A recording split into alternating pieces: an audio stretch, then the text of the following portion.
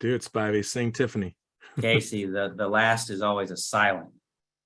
Oh, yeah, sorry. No. What's up, I am guys? very thankful right now, guys, for Juliana and all she does in agent success to love on our agents and see them and recognize them. I'm very thankful she gives us the warning that we're about to go live, because I was just singing at the top of my lungs, Brandon, a Debbie Gibson song. Well, Can you sing a Debbie Gibson song? You Why aren't you missed singing it, the buddy. song I picked, man? Yeah? The song, wait, what is it? Guns will travel in a foreign land. That's what you need to be Yeah, what singing. is that one? Oh, Casey, Guns without armor is a bun of a man. anybody on this call that doesn't know the movie that Brandon's singing the song to right now, go home tonight and watch Stand By Me. You're welcome. Oh, that's Stand By Me. Nicely done. Mhm. Thank That's you. an oldie. Love it. People get it. It's a great one. We better go live because we don't have a lot of time. We're live, I think. We're live. Oh, You missed it. never mind. That's my Meredith favorite was part of the filling us call. in on I think I her was first saying what I concert. shouldn't say. Yeah, let's get into it, guys. We got 30 minutes on these calls, so we gotta jump. It goes quick. It does go quick. Casey, I thought it would be helpful for before we get into the main flow of the call for you and I just to spend a few minutes on a little bit state of the industry, which I think you talked some about last week, and we've been saying a lot about more probably about what is our stance in recruiting and how do we prefer that we kind of handle ourselves when recruiting, because as you've heard us mention several times, competition, and really that just means a lot of people across the industry are struggling. Names that you know really well are struggling. We don't get on and talk specifically about other companies because frankly we don't necessarily see a lot of them as our competitors. We're going for something that's so much better. But when it comes to distribution, there's just, it seems, Casey, from what we're hearing, there's been a lot of changes. There are a lot of people that are unhappy. We're getting more phone calls. You guys are getting more phone calls than we've probably ever seen before. And two things, right? Like we never have wanted the message to be that it's a hands-off of the competition. It's not ever been hands-off. It's more of how are you handling yourself when you are recruiting people? We always want to do it with class. We always want to talk more about who we are than who they are, because frankly, we don't know who they are. We're not sitting in their shoes. We're not doing any of that. So to me, recruiting, if I'm talking to a competitor or if I'm talking to somebody that is interested in getting their license, it really doesn't change a whole lot for us, Casey. It's asking questions. It's not selling. It's asking questions to figure out, what are you unhappy about? What are the pain points? And then do we have a program that can help with that? We may not, and it's okay to not have to recruit every single person. If somebody's like looking for something that we don't do or that we don't have access to, I'm not going to try to sell them on anything. So that's the first piece, which is I always want to be classy. I always want to talk about who we are. I want to ask questions to figure out what do I need to talk to them about so that we can help their situation. I think if we handle those things the right way, then there's such an attractiveness to that, versus we always say that it's a lot like sales.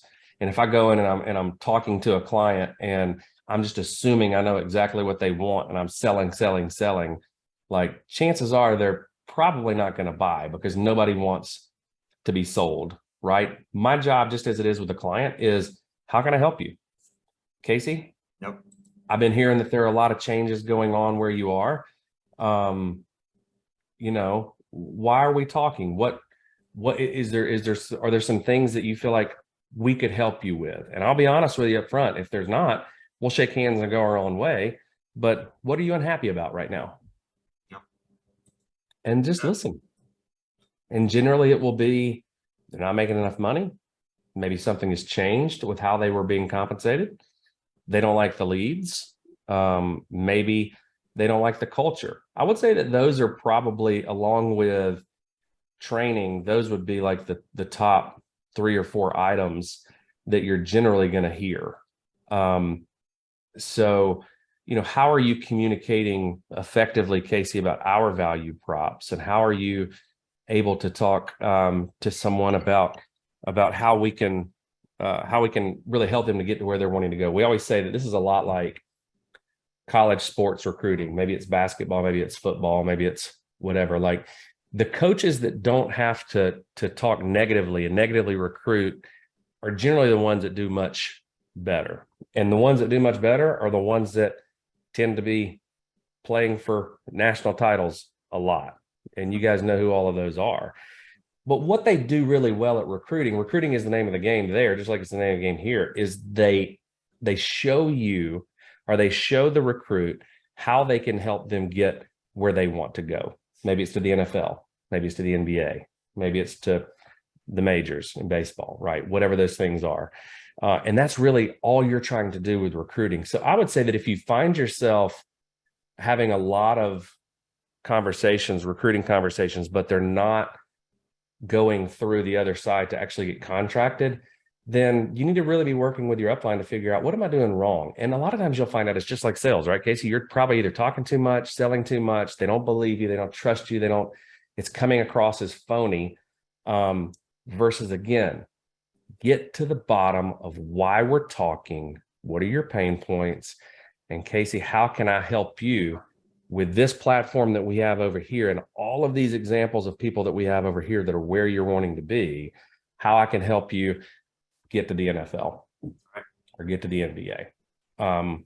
Class is so important that we don't like talking specifics like we know. I'm talking to a competitor and I have heard a lot of things. And so therefore I just know that you're not getting paid the same as you were, or you're not making enough money. And I may have a pretty good sense of that, but it's going to be a heck of a lot better coming out of your mouth than it is mine. So one of the best ways to always know if you're recruiting well is, and if your presentation is well and that sort of thing, is who's asking the questions, who's answering the questions, who's doing the majority of the talking. As a builder, as a recruiter, Casey, I want you, my recruit, doing most of the talking, not me.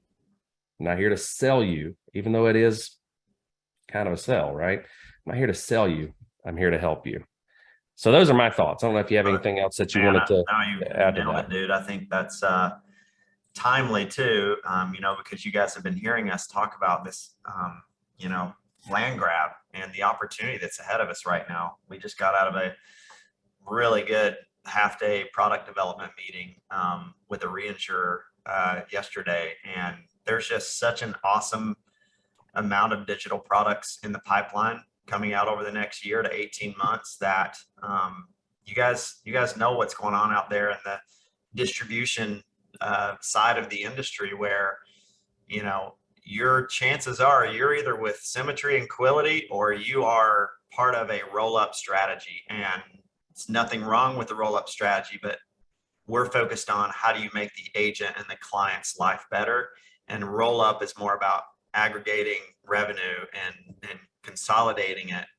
And then, then once they do that, they will be trying to integrate all the flags that they've purchased, the 100, 200 different companies. They're trying to, get integration through CRMs and that kind of thing. But that's also a very tall order to try to somehow unify all of those flags with one kind of platform. That's a lot of work, but it's different than innovation. And so you guys, I think, all are aware that we have a massive land grab opportunity, but that's what I think Brandon is trying to say is, how do we approach this land grab? We do not approach it like our competitors back in the day maybe have approached their recruiting tactics, where they get heavily negative, heavily targeted towards other companies. And we don't align with that type of recruiting. We don't feel like you really have to do that whatsoever. I feel like you end up, Brandon, attracting the wrong type of person to you anyways, the type of person that likes to wallow around in the mud like that. So it's really land grab for us. When I said last week, drop the shovels, get the backhoes, that means up your recruiting budgets, get more bait in the water out there. But what is that bait? That is our value props. What do we do better than anyone else in the industry? And we're working on some really good marketing assets for you guys that should be done in the next week or so to really get one of our biggest strengths also can be a bit of a weakness in recruiting, which is we have so many value props. There's 500 things for us to talk about, from compensation to leads to products to trips to culture to Ripple to, there's so many things to name. And when you look at companies that get really good traction, they've gotten, one way they do that is they make it very simple and very repeatable, their message and their branding. And so we're trying to kind of narrow down our value props to what are the big five? What are the top 5 things that the industry is looking for right now? And those things in our mind are digital products. These are not just e-apps. These are new products of the industry, right? Leads. People are struggling out there with leads, with quality leads.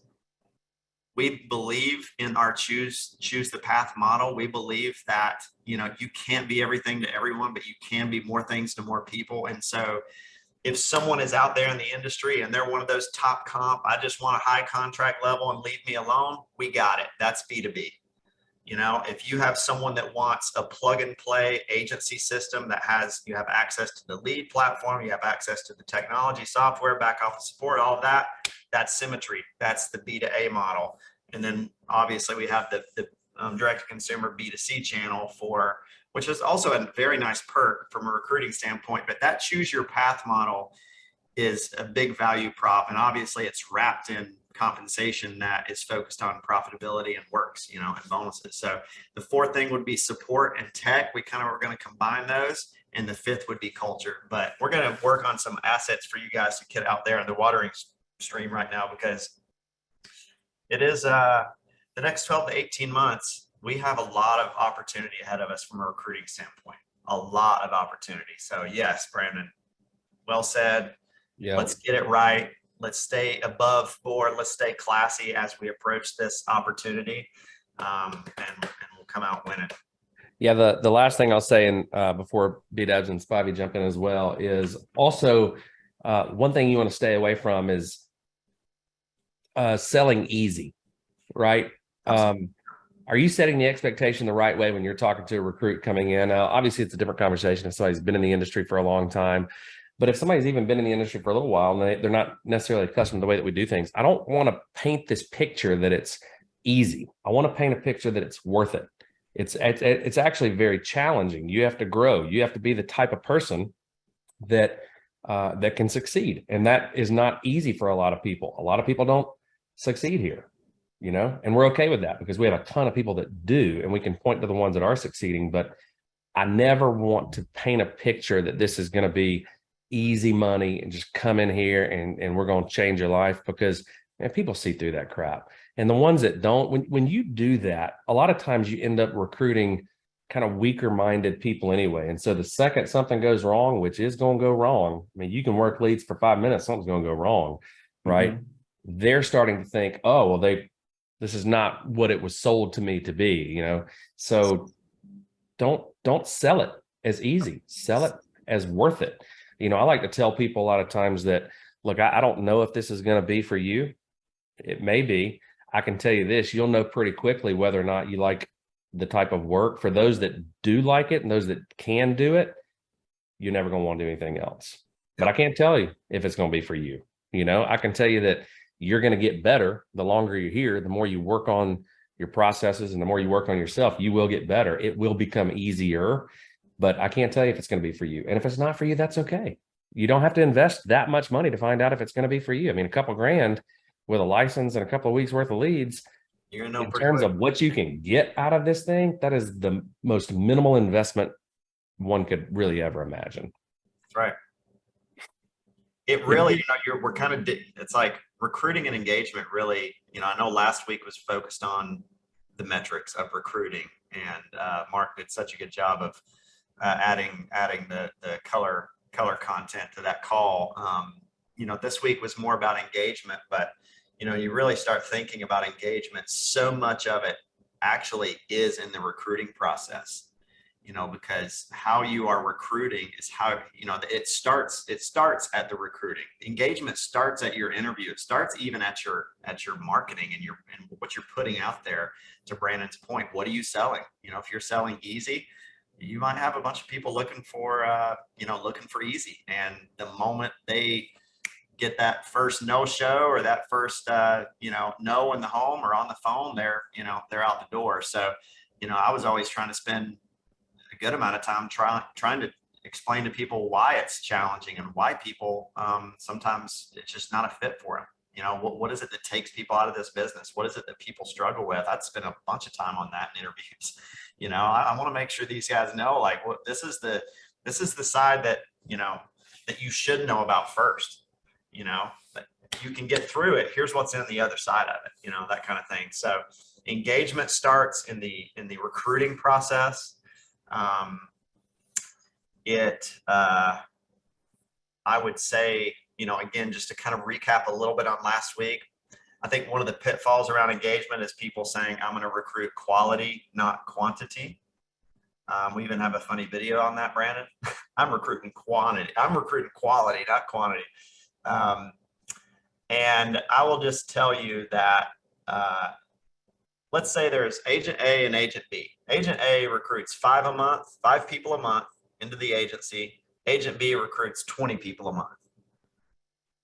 Brandon, who are you putting and let's say that the one we're focused on quality, the one agent A recruiting 5 a month is going to spend, a lot more time hand holding, a lot more time trying to get an agent from A to B. The agent that's recruiting 20 a month might be a touch light on engagement, right? Who are you putting your money on? Oh, you go the 20 all day long. I mean, 20. Especially if you put your focus on leading from the front, you recruit 20 people a month in your base shop, it's really hard to lose. If you're leading from the front, as long as you're not running people off, and I think we see that a lot of times, B-dubs, with engagement, is like, I swear, if some people would just be a cheerleader and only find the positives to talk to people about, they would do so much. Just love on them and love them where they are. Right? Love them where they are, like Reineke said last week. Our team did the analysis, by the way, already on what you're talking about, Casey, where we looked at the top recruiters, top base shop recruiters. We took the top of the top recruiters. And when you talk about quality and quantity, it's quality through quantity, right? That everyone believes that. And the top recruiters absolutely have a filtering process where they are trying to actually get that qualified candidate. That last week. Right?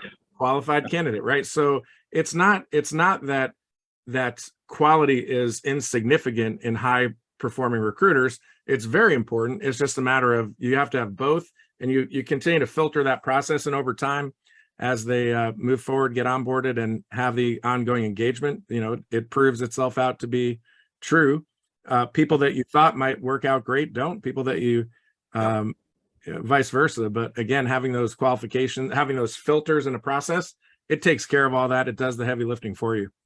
Absolutely. We talked about Go ahead. I don't want to spoil it either, Casey, that, Danielle, that is, if you were at the leadership summit, you got to meet Danielle on stage, somebody that we brought in that's an expert in her field and is really locked in right now on helping us in the recruiting, onboarding, activation phase, really digging into how we interview, our posture, how we show up. And in a couple of weeks on the builders call, we're going to have her on. One of the things that she's implemented already at Symmetry is an exit interview.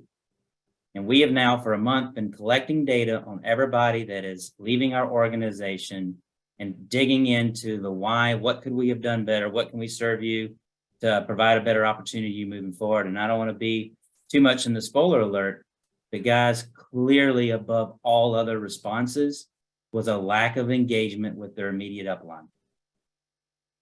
That is the number one reason that people that you have spent your money to recruit and bring into your organization, you have spent your time to try to train and get them up to speed, is walking out the door because of a lack of engagement from their upline. So More to It's, come on that. yeah, it's really, to Brandon's point earlier, we have too much talking at and not enough talking with. We have too much pull and not enough push. Who's doing the talking?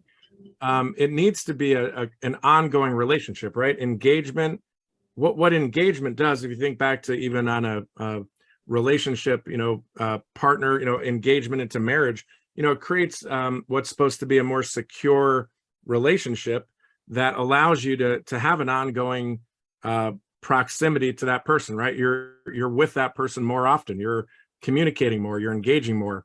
And when we don't have two-way communication, and those of you that know our learning square, which all of you should, and we'll be rolling out something on the national call today to show you how you can get more connected to our core tools. But those of you that know the square, you're going the wrong way around the square. So instead of going from directive to coaching, you're going from directive to delegating. And what happens is you tell people what to do and expect that they're going to go do it without them having the experience and the kind of the person, the guide by the side next to them long enough to sort of pick up what you're doing. So yeah, Todd, I guess we're probably not too surprised that we saw that, but I think it all starts, Brandon, with what you were talking about earlier. It's got to be, we're creating ownership in people by having conversation, letting them tell us what they want, what they need.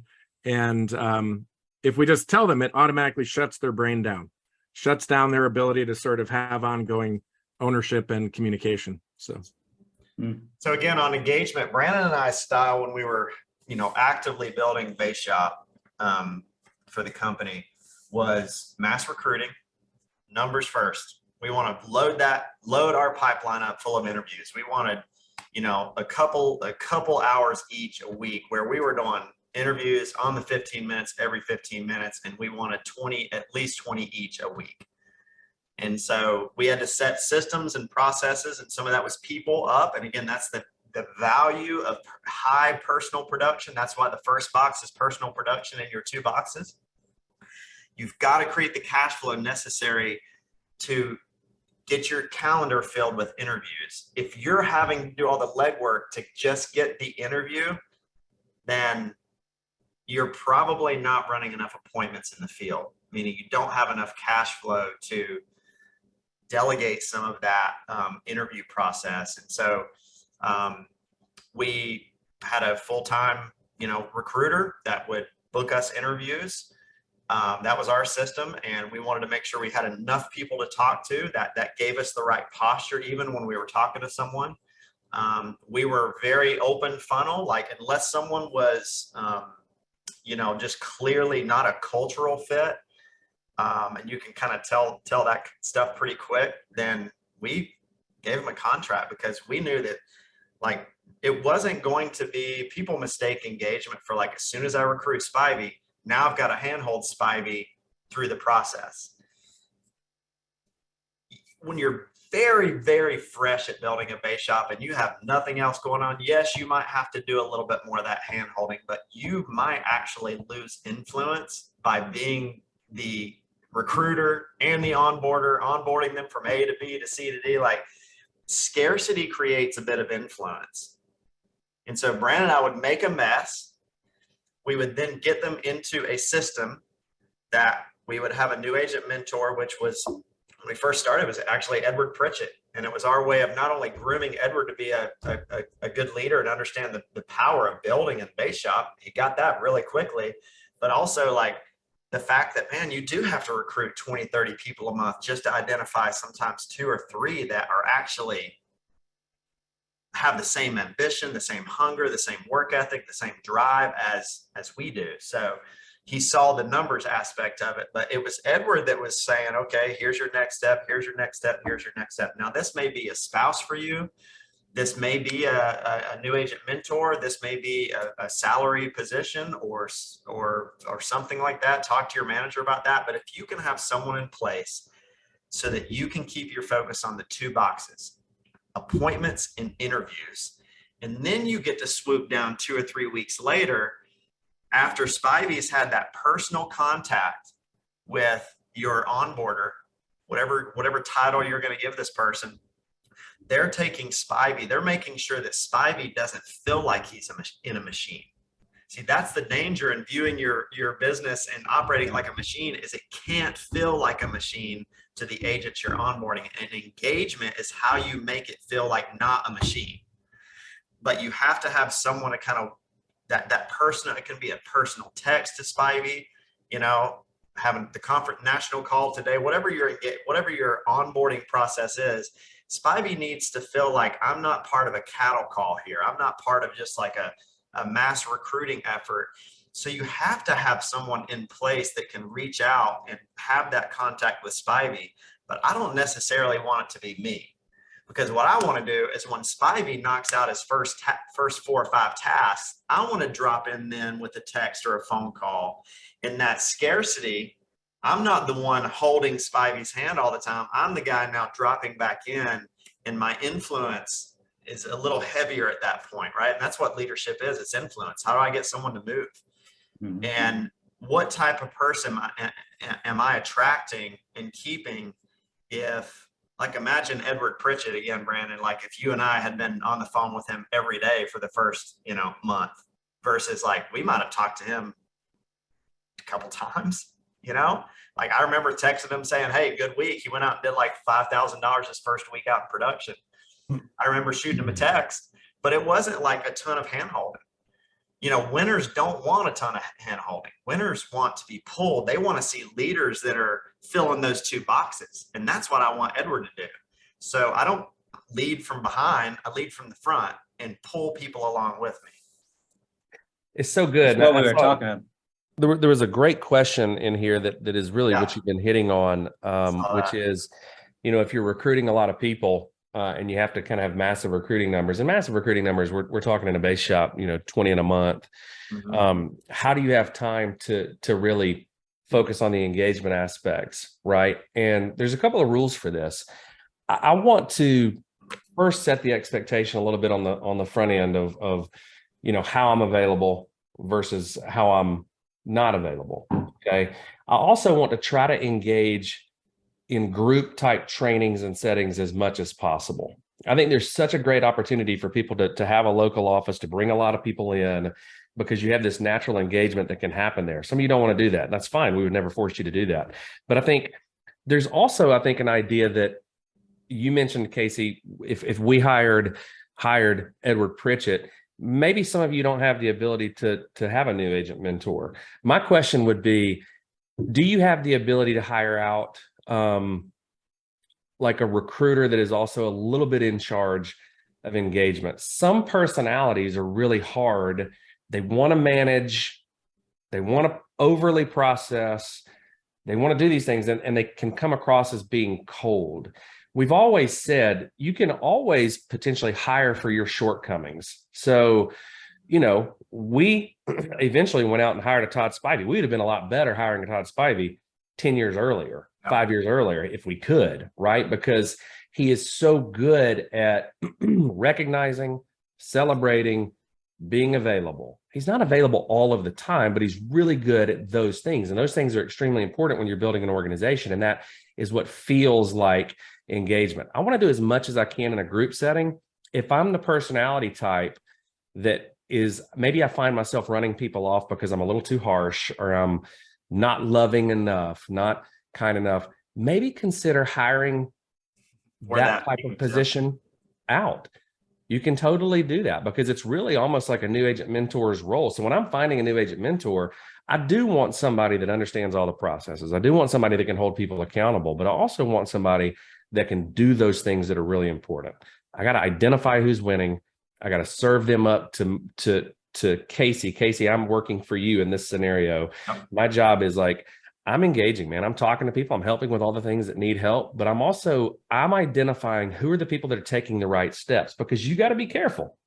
We're saying that you want to engage, and a lot of people will leave you because you're not engaging. If you invest too much of your time into the wrong people, and those are the people that aren't doing the things that need to be done, then you will burn out. You will go emotionally broke, if not financially broke, right? So I do have to monitor steps and action and who's doing things the right way, because that's who I want to invest my time in. But the difference is, Casey, I'll tell you that. Yep. I'll tell you that as a recruit, is I'll say, look, I don't have all the time in the world. any time that I'm with you is time away from my business or time away from my family, right? So I'm here to help you in these specific times. We have other processes or systems to help you in other times. But here's what I expect from you. If you're doing the things that we talk about and you're moving forward and you're getting results, I'm going to spend a lot more time with you because that's a good investment, right? There's nothing wrong with saying that in a very kind way. I think what lack of engagement feels like is someone that hasn't set the expectations, and then they're also not following up with you the right way. They're not available, and they just tend to think that if I just ignore it, it'll go away. It doesn't go away. It gets louder. Yep. So sometimes you have to escort people out and just say, look, I'm really sorry, Casey. Maybe this isn't a good fit for you. I wish that I could have done more, right? I'm not always available. There are ways that you can get all the training that you need, but maybe this isn't a good fit for you. I'm looking for self-starters. I'm looking for doers, Yeah. And Spivey, we shared that TikTok last week. You shared it with me.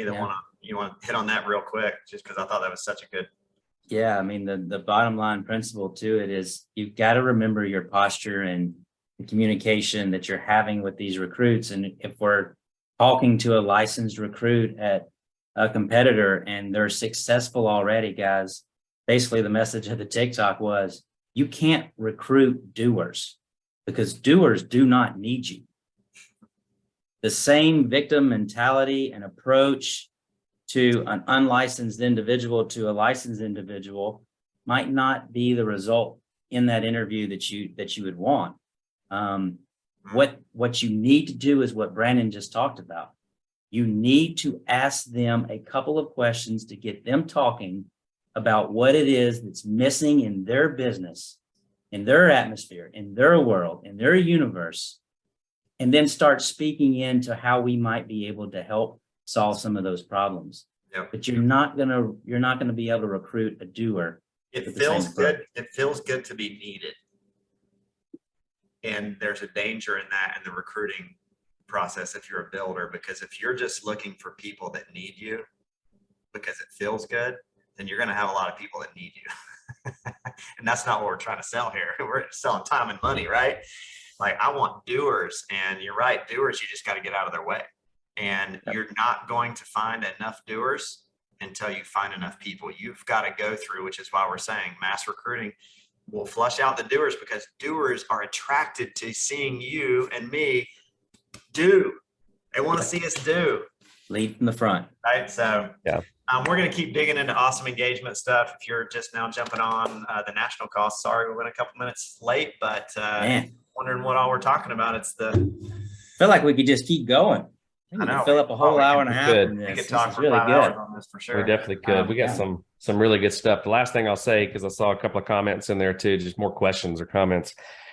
The quicker that you understand that this is not a business for everyone, and the quicker you come to terms with the fact that people are going to let you down, a lot of people aren't going to be a good fit because they're not willing to do the work on either themselves or in the business, the better you understand. If I get too tied up in trying to turn everybody into an eagle that may be a duck, like, guys, this is a really easy business to get into. And there's a lot of money to be made in the financial services world. So it's going to be attractive to a lot of people. But that also means that easy in also means easy out. People quit on themselves all the time. My job is to create a system where I give the people that actually want to do the work the opportunity to go out and get it done. And that does require engagement from me. It does require answering some questions, making some relationships, all of those things that are so important. But you got to understand, I can't change everything about the insurance industry based on how I'm interviewing or how many people I'm interviewing. Like, you just have to know the numbers and let the numbers work for you. Yep. And that's it. And if you do that the right way and you get that, then you won't find yourself at the end of a madman cycle of being like, well, why are so many people not doing this? There's probably some things you can do better. There's probably some things that we can all get better at. There's no doubt about that. But just understand, like, this isn't a business for everyone. And that is why the money is so good for the ones that it is. The people that can do it and will do it, they may never want to do anything else. But a lot of people are going to be like, this is hard. I think I'm going to go do something else. And that's okay. Yep. Or they're just not performing like you thought they would. And sometimes you see managers and leaders try to, push them or, kind of pull the face mask in on someone that's just not, it's just like, just love on them. Maybe they're just love them where they are. They may not be as ambitious as you. They may not have the same work ethic or potentially the same skill as you. So just let them be and focus on the ones that are driving. And at some point they may come around, but last thing you'd want to do is run someone like that off, That's true. That's true. Well, we got a good one lined up for us. So we'll stop talking about this and start talking about this. Meredith Ellison, so good to see you. I think we're officially kicking off our money month with Doug as well. We've got Casey and I will stay on and have these conversations because it's really, really good stuff that we've got in store for you today. So hang tight. We're going to hit some leaderboards first, and there's a lot of them. So bear with me because it's the monthly leaderboards